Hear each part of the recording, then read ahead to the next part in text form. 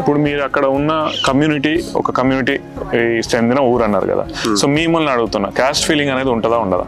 మాకు ఉంటుంది ఉంటుంది కదా.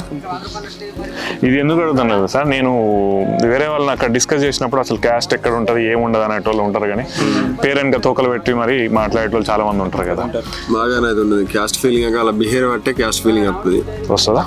ట్రాక్టర్స్ కావచ్చు, వాటి మీద మిగతా వాటి మీద సబ్సిడీస్ వస్తాయి కదా, అది ఆ సబ్సిడీస్ మీద అవగాహన పెంచే వాళ్ళు ఎవరైనా ఊర్లలో ఉంటారా? సబ్సిడీ కోసం మేము ట్రై చేసినాం, కానీ సబ్సిడీ కావాలంటే గవర్నమెంట్ చెప్తుంది సబ్సిడీస్ ఉన్నాయని. కాకపోతే ఇక్కడ సబ్సిడీ ఇచ్చే ఇప్పుడు మా కింద మండల సార్లు ఉంటారు, ఈ సారు ఆ సారు వీళ్ళందరూ పైసలు తినడానికి అలవాటయ్యారు. ఇదంతా బాధ ఎందుకని వదిలేస్తున్నాం మేము. ఓకే, అంటే ఆన్లైన్ ట్రాన్స్పరెంట్ ప్రాసెస్ పెడితే మేబీ అవి ఇంకా బెటర్గా ఉంటాయేమో కదా.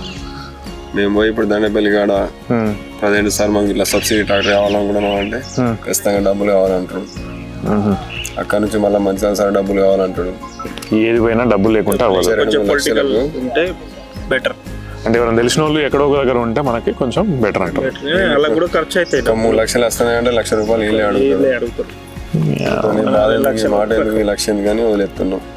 ఓకే, అంటే వేరే వాళ్ళు కూడా చెప్పిన అన్నట్టు ట్రాన్స్పరెన్సీ పెరిగితే మనకి అవకాశాలు పెరుగుతాయి అనుకుంటా.